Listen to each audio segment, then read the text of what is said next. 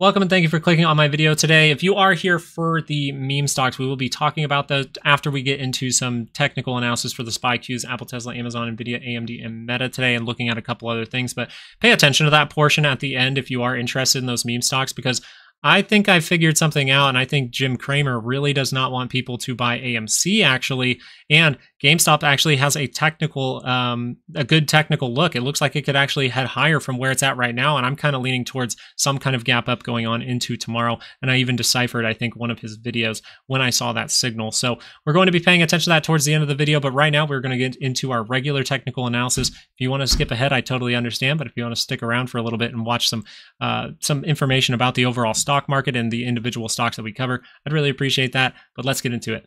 First, we have to talk about the daily scale for the SPY. Okay, so daily scale for the SPY here in positive territory, positivity happening. Remember, the last time we got a squeeze like this, it went on for about 14 days. Okay, 14 days. Right now, you're on like the 10th day of this squeeze, but what are we doing? We're overall riding that 5-day up, and what are we doing right now? Well, we hit top Bollinger, but the 5-day needs to catch up again. So if you're overall saying like, oh, I want to get some kind of pullback to get into this move right here looks like an overreaction to CPI, first of all. It looks like an overreaction because PPI just came out and it was higher, 0.5. That's kind of crazy to see 0.5 higher for the PPI, and we end up at a new all-time high the next day.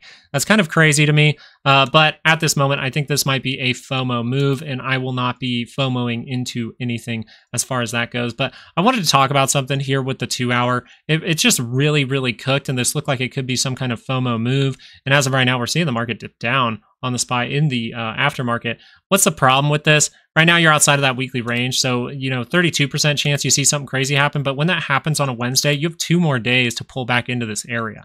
Okay, so we need some levels to pay attention to for tomorrow, which would be 531.98 to the upside for the daily expected move for tomorrow, and we do have 527.62 to the downside for that daily expected move. So we could get kind of like an up and then a down day and get kind of indecision maybe. I think I'm kind of leaning towards that, and then maybe we go into a pullback on Friday.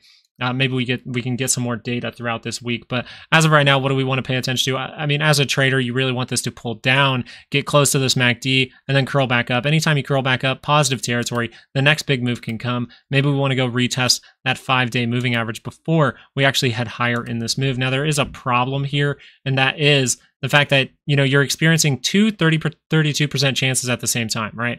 You're outside of the monthly, that's this yellow line, and this is priced in from the options market, the implied volatility, and you're outside of the weekly. So a lot of selling can come in this, and that could just be profit taking. I'm not saying it has to be some kind of crash. It could just be profit taking to then head higher. So what do I want to pay attention to on a 30-minute? Well, right now, where is it? Positive territory. You have a slight divergence here on the MACD, but not on the RSI at the same time. So if you wanted to see this move head higher, even if you're bullish, I would not get FOMO'd into some kind of move up here. I would wait for that to scoot back down, get some buyers, and then show you the next big move is coming for the SPY.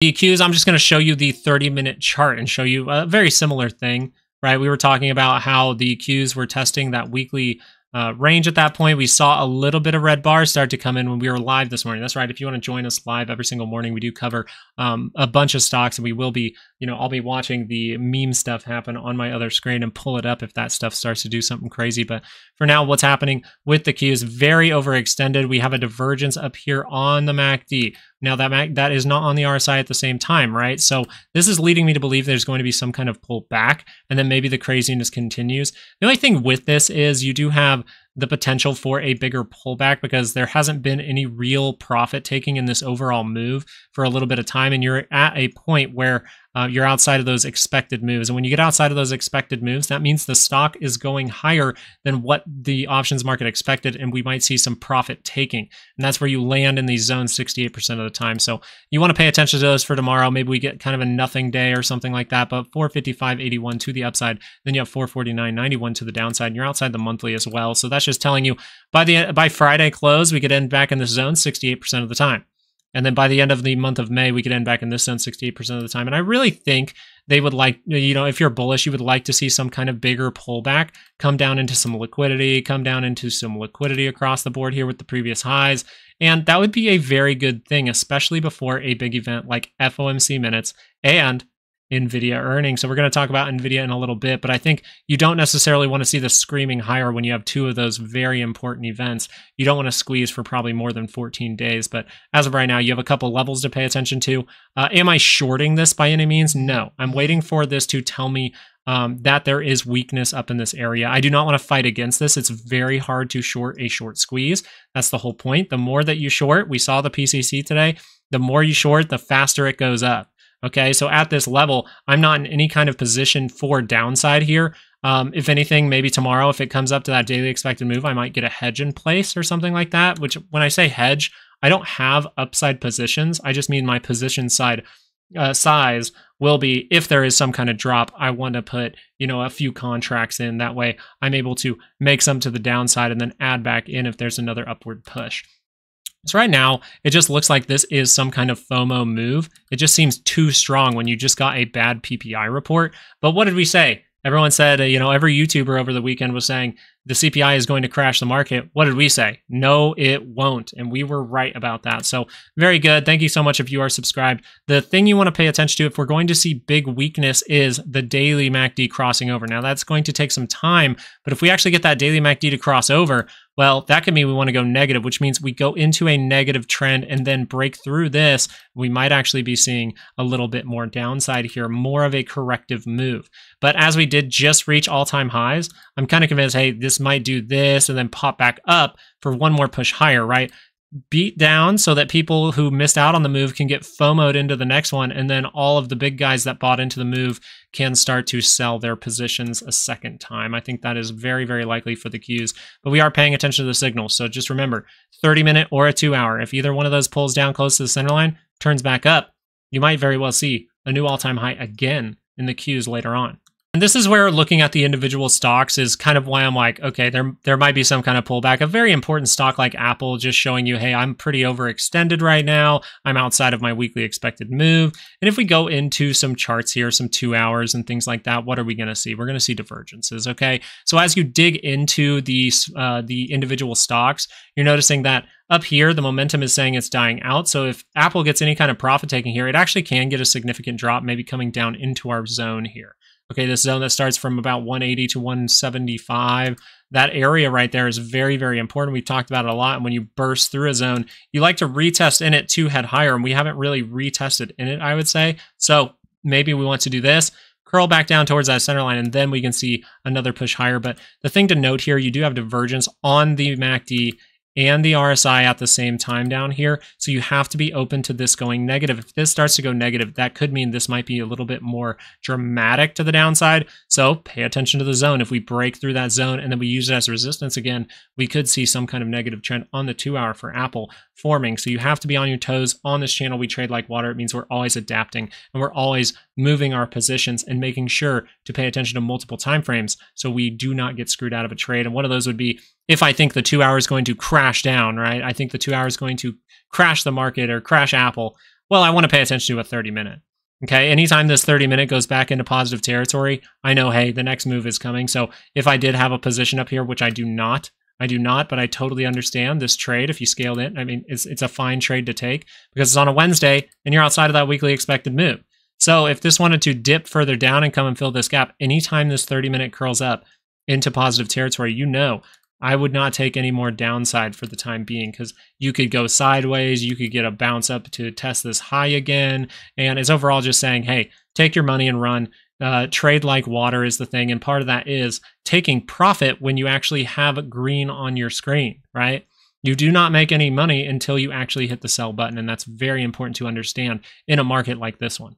Now, Tesla, pretty good trade setup. We were talking about this live, and we got this right kind of twice. Over here, I was like, yeah, this is outside the weekly expected move on a Tuesday morning. So most likely we're going to see selling come in, and that's what I'm talking about. So the weekly expected move right around this wick, right around this level here. And so when we pop outside of that on a Tuesday, I'm pretty confident to say, yeah, that's going to fade eventually, maybe testing 180.92. We didn't even get up there. And then we saw that fade back down. So right when we said, hey, this is probably going to have some weakness, boom, that weakness came in and we saw that live. That was cool. We popped up again. And once we did that again, I said, yeah, we're probably going to see that weakness come in because this is early on a Wednesday. Now, Apple's still kind of playing around up there, but it does have those divergences. So watch out for Apple. I would be careful to the upside. That stock is saying it's a little weak on the momentum side of things. Tesla dropping down. Now, we talked about Tesla in the past. This guy here, we said as a trader, we'd like to see one of two things. Hey, if this drops down like this, maybe I get some kind of double bottom for a stronger base. But if this is going to break to the upside, what is most likely going to happen? And we told you this before this even happened, right? We told you this, hey, crosses up. If it crosses through here, it's probably going to go touch that weekly expected move. We came outside of it, and then we drifted down. Then we came outside of it, and then we drifted down. So what do I think is going to happen? I actually think that if we go into a 15-minute here, what are we going to see? Well, we could be creating some divergences down here right now, but really you would say this looks like it could get a little bit weaker. Okay, this looks like it could get a little bit weaker. It's in negative territory. You haven't been oversold by any means yet. That's a big red bar. So I kind of assume that selling will continue, at least for some kind of retest like we talked about a couple days ago. There are stocks that are showing some opportunity, right? We're seeing stocks that are showing some opportunity here, and this would be Amazon. Now, Amazon does not look pretty on the daily. We talked about that in the multiple videos now, the divergences on the daily that could happen that are showing up with almost a double top here. But if that daily wants to rotate back up, okay, that's not the moment, but pay attention if we make another point of divergence for that daily scale. So what did I want to pay attention to for Amazon? Well, an opportunity for some upside. If we're going to continue to see upside here and keep squeezing, well, this 2 hour is going to cross up in positive territory. Maybe this was just some kind of overzealous, cupping and handling. We've talked about that. So if you break through this high, you're probably going to go make a new one for Amazon. And that's where I'd pay attention to my weekly expected move because, hey, I want to take profit right where the options market is telling me that the stock should go, as high as it could go. So why would I try to go against that? I'm not trying to make $1 million immediately, maybe over on GameStop and AMC, but in the stock market, you really want to be taking profit. You want to be moving those positions. As of right now, if this curls up into positive territory, we're probably seeing another positive move for Amazon. I'm going to click into a 30-minute because this really looks like divergence to me down here. Great trade setup. Great trade setup. Hopefully someone was watching, someone who took the course it was watching this because this is actually a really good setup. You see the 30-minute, this likes to rotate up the 2 hour. So this is convincing me, hey, yeah, most likely Amazon is going to see some kind of update tomorrow. So as of right now, you see the divergence on the MACD.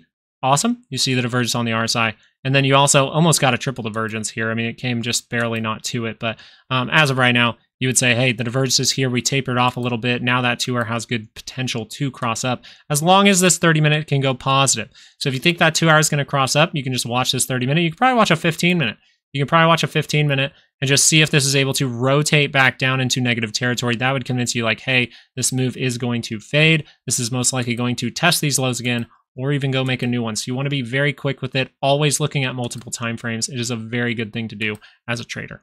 Now, NVIDIA just ripped, so I want to pull this up on the daily scale. It just ripped higher. It's in positive territory, but what's it going to do? I think this might be a sell the fact event, right? Like people always talking about NVIDIA getting to 1,000. It's actually towards that weekly expected move. I think we tested that today, but you can see how the MACD is still very close to the center line. That's why I'm worried at these levels. Sure, we could see a few more days of squeezing, but I'm kind of worried at these levels for NVIDIA because if any weakness comes in, whatever reason, earnings or something else, I'm not taking any trades around earnings. That's something we say on this channel a lot. I do not trade around earnings. It's a 50-50 flip unless the technicals look like insanely good and most likely the play is upside. It's been beaten down for a long time like Apple because the stock market mostly goes up. So am I ever really trying to short a stock during its earnings? Not really. Not really. Okay, so what do I want to pay attention to? Well, I do have a big divergence here. I have a lot of room on this RSI to keep going for that divergence. So if I make that at any time and that actually confirms, I will be notifying you about it. As of right now, we're seeing a big upward move. We talked about a possible cup and a handle coming in here. So let's go into a 2 hour chart. In the 2 hour chart, what are you noticing about the MACD? Well, I have a divergence here on the MACD, but not the RSI at the same time. The problem with this divergence is if it is any kind of selling that gets you through this trend, we may head as low as 835, 840, because this zone is very important. You see, we could just touch the top of that and then be off to the races. It was very important in the past. We weren't able to close below it. We like to break through a zone, touch in it, and then gain those buyers to head higher. And then we scoop the buyers up and we go higher again. So right now you do have it on the MACD, not on the RSI at the same time. So this would convince me this could just be some kind of minor pullback to then head higher. So just pay attention to this. But anytime that 2 hour curls up into positive territory, you're going to see the next positive move to test the previous high or go make a new one. And something you can pay attention to here is the 30-minute, a little bit closer, a little bit tighter price action, right? A little bit quicker on it for you. So 2 hours can take a long time to develop, but if this 30-minute beats down towards that center line and curls up at any time, well, we could be seeing, boom, the next positive move, right? Because we're in a positive trend. Okay, so that's what we're going to talk about. And part of this, some of this stuff is what we're going to be talking about with GameStop and AMC. But NVIDIA, it does look pretty good. It looks like it needs a pullback as it does test that weekly expected move. So that's as high as NVIDIA is supposed to go this week. We still have 2 days left of trading. So if it wanted to beat down for a day and then end the week towards that weekly expected move, or even outside of it on Friday, that can more so happen on Fridays for a squeeze especially. And then maybe the next big move comes next week because we will get updated ranges and we will be giving those out on Patreon on Sunday. AMD is hitting that weekly expected move as well. So unless we're going to see something crazy happen for the next few days, but I just think there is some big resistance at 160.87, and I think this would be great structure here. You're noticing some divergences, right? Just on the MACD, not on the RSI at the same time. This did come up just a little bit higher. So that would lead me to believe this is going to be a pullback, but it's good to see that behavior right here because what we've been talking about for AMD was that daily divergence, that 2-hour divergence, very, very good trade setup. And then what can happen from here? Well, this looks like a big left shoulder. This looks like the head. And what if we might have already made a right shoulder technically? If we have enough liquidity here, we don't necessarily need to go make another one.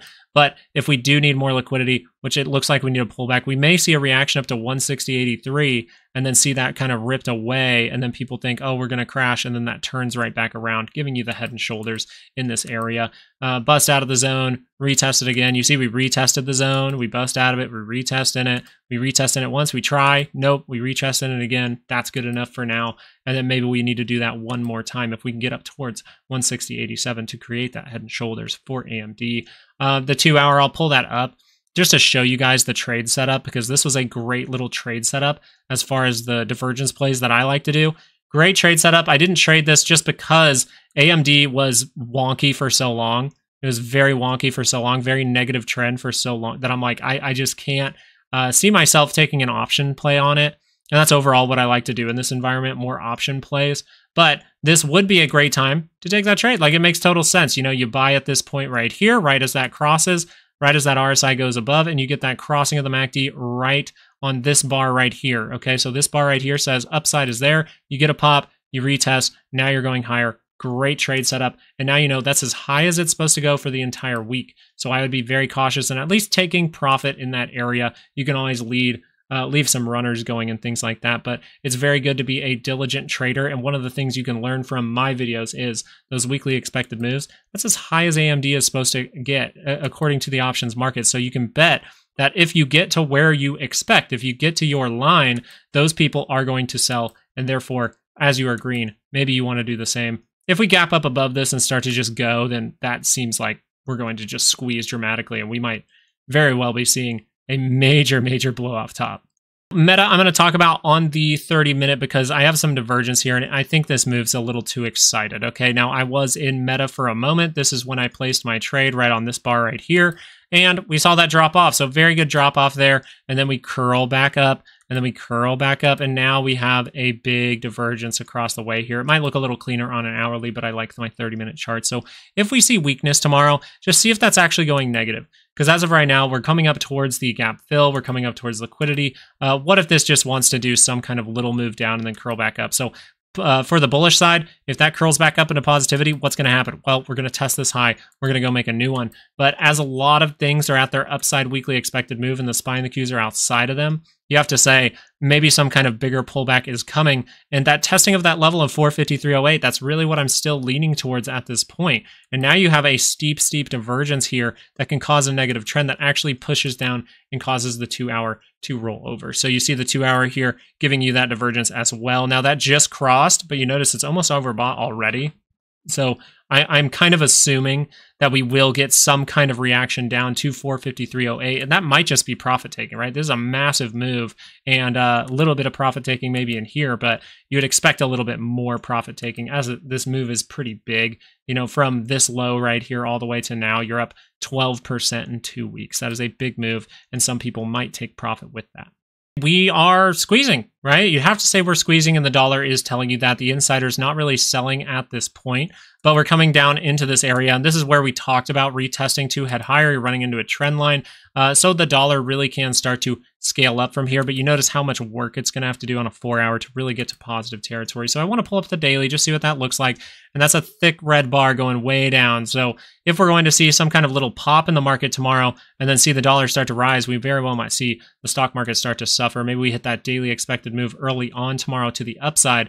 The dollar drops down into this zone and then gains some support at this level. So we still have to pay attention to the dollar ticking up. Why? Because it's right by the center line. So it's right by the center line, which tells me, hey, I still have to be aware of this, because if that crosses up, that's going to mean, hey, this is gaining some strength, which means good probability to test this high or go make a new one. And if we go make a new high here and the stocks are still holding up pretty good, that's going to be very worrisome. That's going to mean that the insiders are really selling into that move. As of right now, I think that we are pretty correlated at this point with the SPY going up to those all-time highs. So I think the dollar, if it does reverse around, we will get some kind of pullback. Volatility, we're still squeezing. We weren't able to change anything on the daily scale. Right here, this bar right there, that bar closing below the 200 is where we said we are most likely going to see a big squeeze. We're seeing a big squeeze. So when is volatility going to come back in? Well, big volatility will come back in if this daily is ever able to go positive. That is when the big volatility comes in. You notice that right on this crossing right here. Boom, it crosses on that MACD, gets positive. That's a key thing, and we get some volatility in that overall move. So right now, I want to pay attention to a 2-hour. I think there's a potential for 2-hour divergence to pop up, and that could happen as soon as tomorrow. Okay, that could happen as soon as tomorrow, and you actually have a triple divergence on the MACD and RSI at the same time down here. So you see this very low reading of the RSI here, kind of flat across the way, and then if that's able to maybe touch 1212, which is an area where we see pops in volatility, 1212, we've talked about this a lot, divergence down here, then volatility might be off to the races. And if we turn around that daily chart, right, that daily volatility chart up into positive territory, we might see something a little bit more dramatic. So just be on your toes, but you guys are trading like water, so you will be just fine. All right, and this is where we talk about GameStop. And the first thing I wanted to point out was a lot of people talking about that dilution of shares or whatever, you know, the private offering that AMC did. And they're like, that's what's really affecting the stock. Well, you know, all of these are behaving very similarly. Now, GameStop does look a little stronger. GameStop looks like this. And what did I tell you when GameStop was making this big gap up before the market opened? I was like, this is most likely going to fade. And I did research on GameStop the last time this happened, and all it took was a little 30-minute crossing up on the MACD in order for that to happen. And this is where I was like, okay, I think we're about to go off to the races tomorrow. So just know there is potential for some kind of big move going on into tomorrow, as those shorter are really starting to struggle now. They're losing billions of dollars a day, and they're doing a lot of dark pool activity. GameStop was frozen a lot, right? GameStop's just been held up. It's been halted a lot throughout this move. And so every single time it gets halted, it goes lower. Every single time it gets halted, we see more and more dark pool activity trying to suppress GameStop and AMC. AMC yesterday was being halted and had a ton of dark pool activity. And I think some people are sleeping a little bit on AMC, but this signal has not crossed yet. Now, the last time that this signal was about to happen, you gapped up and you went. You didn't necessarily get a full crossing. You just got some strong bars. And what are we getting now? Strong bars, right? We're getting some strong bars. So I wanted to dig into this on a 5-minute and show you guys how the structure actually looks pretty good. Like, I was very surprised that the structure looks pretty good. Okay, look at this. Okay. So we get a bounce from here, and this is really, I know we gapped down, but we tried to push back up, and then when we cut below the previous bar right here on the 5-minute, this is an area that's very, very important. Why? Look at that. We gapped above this area in the past. We gapped above it again in the past, and then right around here, what do we notice right here? Well, we actually really see a drop-off here for GameStop. We really see a drop-off here for GameStop. So this right here is where you would really like to complete a cup. And look at this. What do? We complete a cup. And then with a cup, you really want to hold up and get a handle. We completed a handle, and then we tried to break out, and then that started to subside a little bit. So that could be some people taking profit at the end of the day, trying to hold it down, or it could be more dark pool activity, and we're seeing that drop off right now. I'll tell you if it does break down what we can look for. But for now, I wanted to show you guys something real quick, and it was one of his videos, because as I was looking at GameStop here, I was like, oh my gosh, this thing could explode tomorrow. And then I go over to Twitter and I see him post a video, and the video was this. Go ask Alice. she's 10 feet tall. Time to fly. What was I saying? Okay, this was like, oh my gosh. I go, this could explode. And then what happens? I get that video and literally Roaring Kitty says, it's time to fly, right? He puts a video out that says it's time to fly. So I think we might be reading into this a little bit and say tomorrow could be the day where we actually see some kind of gap up. That's kind of crazy. Now you are seeing that sell off in the market right now. So what would I want to pay attention to? And this is very cool too because of what we posted, and we're going to go over that with AMC. But right now, what happened? Okay, if this wants to drop off, if we're not going to be the time to fly, right? If we're not going to be the time to fly, I would really pay attention to these levels down here and then pretty much where this gap starts as well. So what could be happening here? What if we can treat this as all the stocks that we just covered and look for some kind of 15-minute divergence? This may give you a great entry point. I did not sell anything. I'm not selling anything at any time as far as these meme stocks go. And look at this. What if we pulled down and created some kind of little 15-minute divergence here? And we get that 15-minute divergence on the RSI and MACD at the same time, that would tell you the momentum to the downside is dying. They're struggling. They can't push it lower. And then we see this divergence pop up, and then people keep buying, people keep holding, and that causes them to suffer, and they have to cover. That is something I'm really going to pay attention to tomorrow. As of right now, I'm still leaning towards tomorrow's going to be a big day, and we're probably going to see maybe a gap up. So good to be aware of two things, though, right? It's good to be a part of this community here because we pay attention to multiple time frames, and so we always see the way up and the way down, and we just react to what's happening. I want to talk to you guys about AMC, and a lot of people talking about the dilution or the private offering. I don't think that affected this at all, actually. Really, that auction or that private offering, they bought those for $7.33 a share. And unless they sold that before market open or something like that, I highly doubt this happened. You're seeing a lot of things pull down like this, GameStop and everything pulling down like this. So I don't think that that really affected this much. Now, I could be wrong, and it could have, but the point here is AMC did not break below 4.37, and a lot of the shorts right now for this week at least are at $3. So as long as this thing remains up in this area and actually goes a little bit higher, it could put them under more pressure and they could get margin called.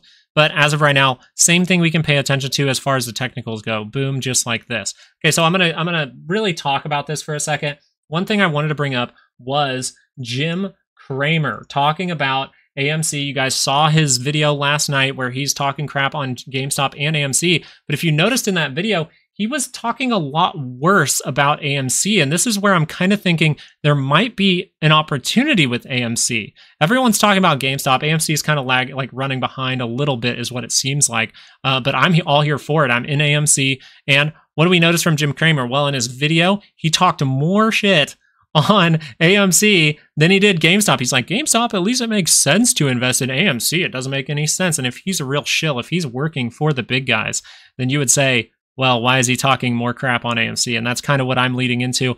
And AMC nailed the memes at 733. Wow, that's likely to precision bomb aimed at those who were only trying to make some money.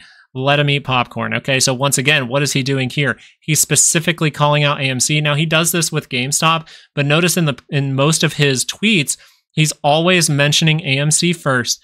Can you believe that AMC issued stock to cover $164 million of debt? That actually could be a good thing. They have some good things coming out, and they get to reform the debt soon as well. So this actually is kind of a good thing. Weirdly enough, if you would see this in a regular stock, this is actually not that bad of a thing, and you won't see major selling because of this, because he made them buy the stock at 733, and the stock currently is sitting at 511. So if they didn't sell, that's not going to be bad at all. At all. That's actually going to be a decent thing for it. And then after that, he talks about GameStop. And what does he say about GameStop? He compliments GameStop. Thank heavens GME has a great balance sheet. So why would he be talking good about GameStop, and then he's also telling you that this offering was bad? No, it's 733. The stock used to be at a price point of like $3. This is not a bad thing. Okay, this is not that bad of a thing.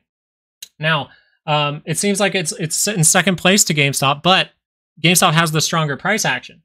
Is that because it's being shorted harder? We saw a ton of dark pool activity. And a lot of these, even today, this is the one from today, but yesterday it had the most dark pool activities out of all of them, I think. And today it was more GameStop, but you're noticing this is a big dark pool print. Okay, that's a big dark pool print. If you want to follow this girl to keep up with the dark pools, I found her, and I'm not the most knowledgeable about dark pool activity, and that's why I'm following a lot of people right now to keep up with it. But that's something to pay attention to. Why is that happening? And AMC does seem weaker, so maybe it is being shorted a little bit harder. We can still pay attention to the same thing. 30-minute curling up into positive territory here. What if this just curls up into positive territory? That is the signal from back in the day, from back during the last squeeze, where it really took off. And your boy over there, Roaring Kitty, he's saying it's time to fly. So we could be seeing some big things at the end of the week. If we do not break down from here, which I did check the max pain, they are doubling down. They are saying they are holding on to their short positions for Friday. And this is a very bad thing for them, because if the stock remains at these levels, those will be worth nothing on Friday, and they might get margin called and things like that. So it's just very ugly. Now, if there is going to be another dip down, I did want to talk about this as well. Dip down. The level that I really like is 437. 437 in the past has been some decent support. And what could we see? A little 15-minute divergence. Okay, so if this actually happens, if we don't just go off to the races right now and you're not in AMC or GameStop, you can look at both of these, see some kind of divergence right here, see that hit 437. If that crosses on this MACD, that means the momentum to the downside is pretty dead, and you're going to be even closer to going positive. Once this goes positive, that's a big deal. And I'm going to show you guys what we posted to YouTube earlier, the 3 steps in order for GameStop and AMC to head higher from a momentum perspective. All right, so I posted this at about noon to show some people like exactly what you're looking for momentum to take over. Now, the first step is you need to cross on the 15-minute MACD to the upside, okay? You need to cross to the upside. That has already happened, and it's right around positive territory. So what is step 2? The 15-minute needs to get into positive territory. That means that you are in a positive trend, and positive momentum can really start to take over. And from there, to remain in positive territory, all you have to do is break through resistance. Okay, so I'm going to go over this real quick just with the chart here. So your resistance level that you have to break through, you notice that the 15-minute did cross. We saw some positivity. Now we're getting the pullback, but we're not closing below that low, or at least seeing a move below that low during the market hour, right, or the market hours today. Okay, so this means it still has potential to go positive. That is step 2. Step 3 is going to be to break above this high right here, this 738 level. You notice that is where the halts probably stepped in, and they did not want the stock to go above that time. Look at this strong green bar, strong bar above it. They wick it out and it probably got halted. And then we pop up again. What happens? It gets halted again. So this level is very important. And I would really mark off like a 739 onto your chart, 740. Because that is a very important level, and there's pretty much the 3 steps you need to have momentum take over and see a big upside move for AMC. The main takeaway here is this is a crazy week for me. I'm moving and all that stuff, but overall, we just need to pay attention to the environment we're in. This looks like a FOMO move, and we don't want to get FOMO'd into anything. We need to trade like water, see that curl down on that MACD in order to actually take a trade. But I totally understand if you're seeing an individual stock like Apple that's showing a little weakness in momentum and you want to give it a try. But the thing is, with shorting in an environment like this, you have to be quick with it, you have to be taking profit, and you have to also be paying attention to how you can get screwed over. So make sure that if you do take any kind of setup, you're always paying attention to how you can get screwed out of a trade, how that trade can go against you, and know that you don't technically make money in this market if your screen is green. You have to hit that sell button to make money in this market. But if you're trading AMC and you're trading GameStop, you better not be hitting that sell button. We're holding, baby. Thank you guys for watching. I really do appreciate it. I hope you guys had some fun today, and I hope you guys learned something. But I will be here live tomorrow morning if you guys want to hang out with us for a little bit. I do have my move going on, so I don't know if I can stay live too long. But overall, I just wish you guys all the luck in the world trading stocks and everything out there. You know I wish you luck every time. I only want you guys to be successful, and I hope you guys have a great night. Peace.